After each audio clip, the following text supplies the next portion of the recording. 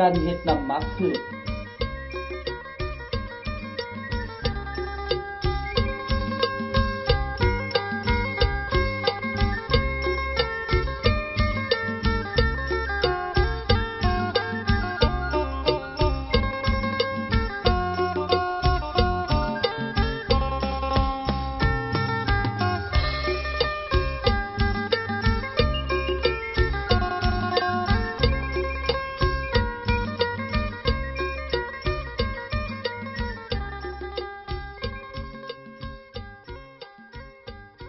ซอยพืชผักให้ละเอียด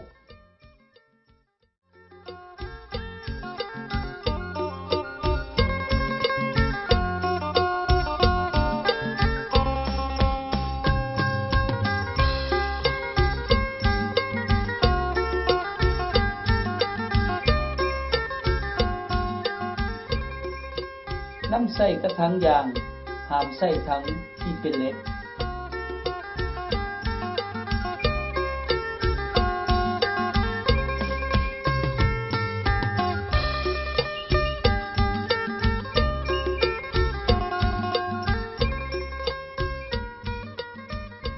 น้ำใส่อัตราส่วนพืช3กิโลต่อน้ำตาลทรายแดงหรือกากน้ำตาล1กิโล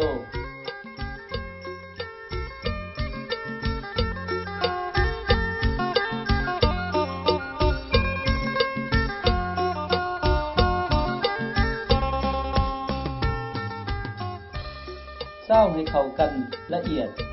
บ่ให้เอาน้ำใส่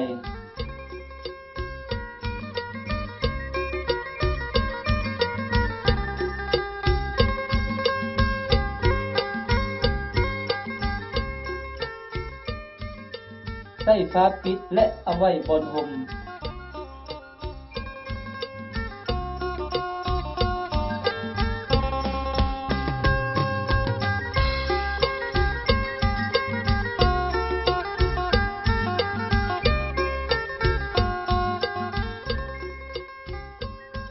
เปิดฝาใส่ไม้คนอาทิตย์ละครั้งเมื่อฮอด1เดือนก็สามารถนำไปใส่ได้โดยกรองเอาน้ำพืช1บวงแกงต่อน้ำ1บัวพดทุกๆ5วันผักก็จะงามดี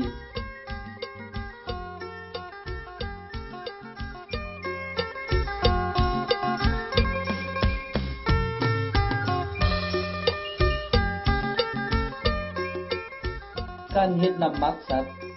น้ำใส่ปลาหอยสิ้นสัตว์ต่างๆที่หาได้ในท้องถิ่น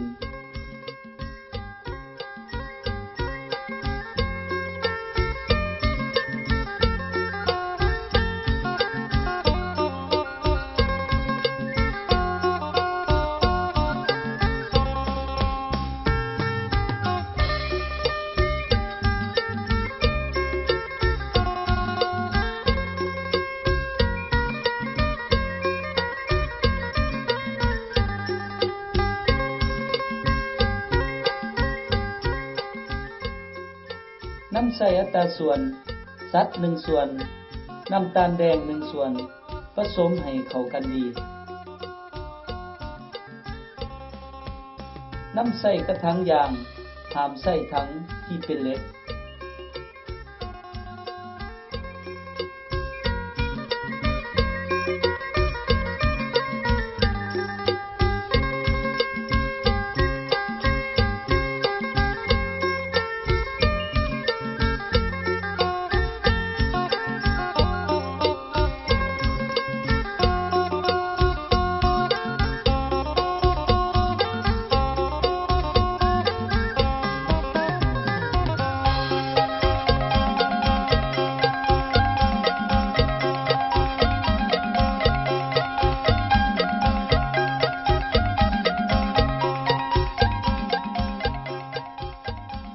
ใส่น้ำตาลทรายแดง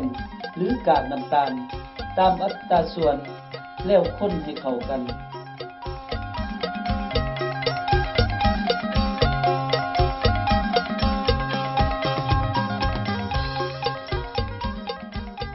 คนเข้ากันห้ามใส่น้ำ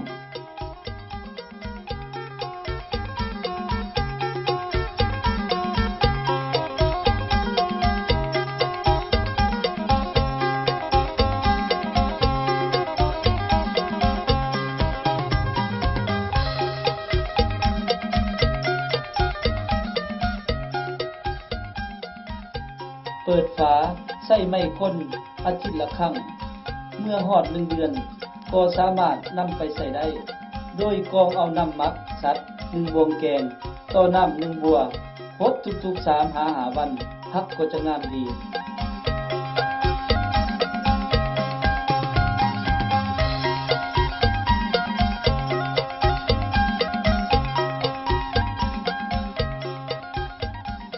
การป้องกันศัตรูพืชด้วยสมุนไพร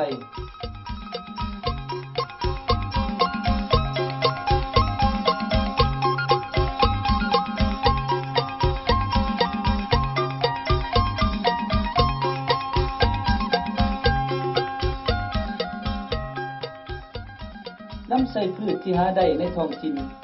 คือเขาหอใบเขาขมกระเดาหัวคาหมากเพชรและอื่น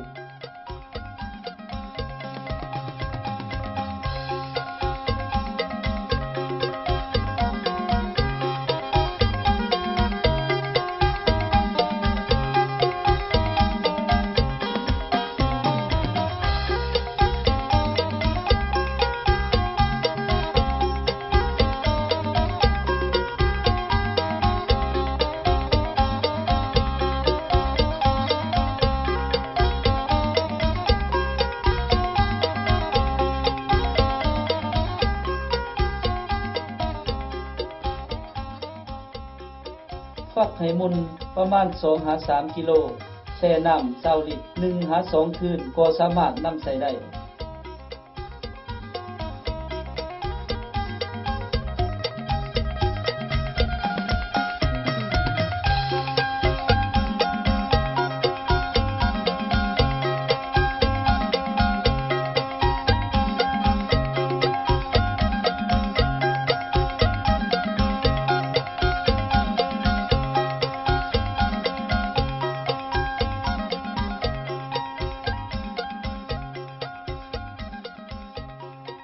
วิธีที่2ใส่สมุนไพร3 กิโลน้ำตาลทรายแดง1 กิโลหมักไว้1 เดือนก็สามารถนำใส่ได้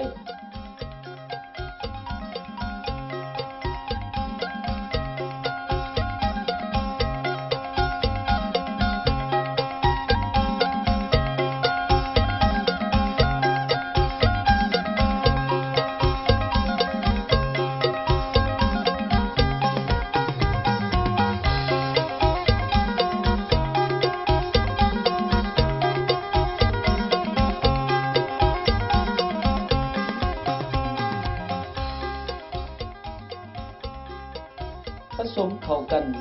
ห้ามใส่น้ำ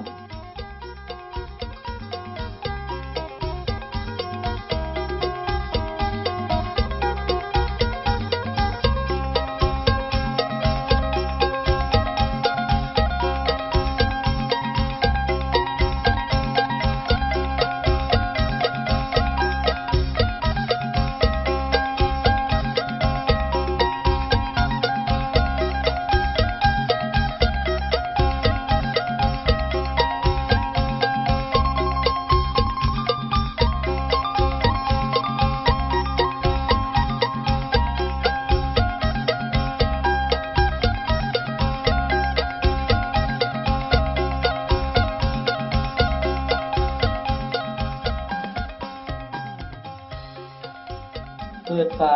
ใส่ไม้คนอาทิตย์ละครั้งเมื่อฮอด1 เดือนก็สามารถนำไปใส่ได้โดยกรองเอาน้ำหมักสมุนไพร1 บวงแกงต่อน้ำ1 บัวพดทุกๆ3-5 วันสามารถป้องกันศัตรูพืชได้หลายชนิด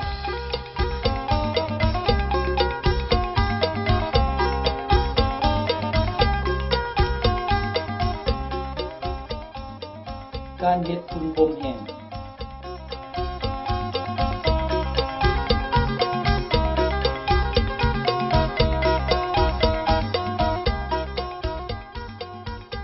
ส่วนประกอบฝุ่นคอก70 กิโลห้ำอ่อน10 กิโลแกบเผา5 กิโลแกบดิบ5 กิโลใบกระถินแห้ง5 กิโลน้ำตาลทรายแดง5 กิโลกากน้ำตาลน้ำหมักพืชหรือสัตว์ผสม EM 2 ลิตรน้ำ200 ลิตร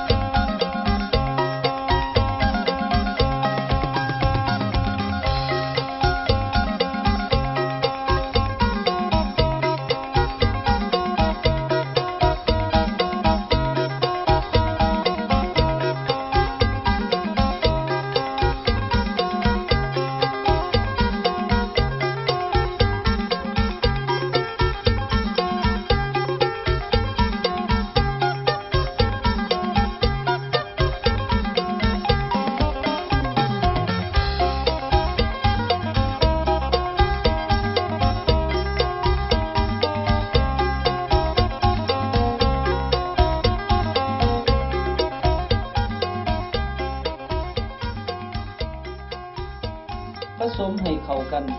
พดน้ำให้เปียกมีความสุ่มประมาณ 40%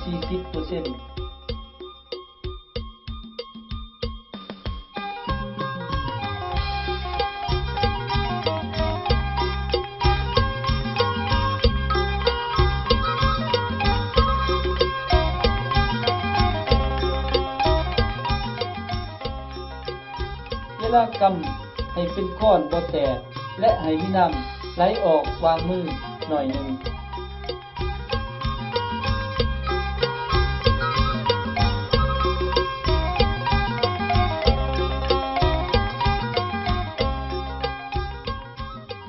ส่วนเอาใส่เป๋า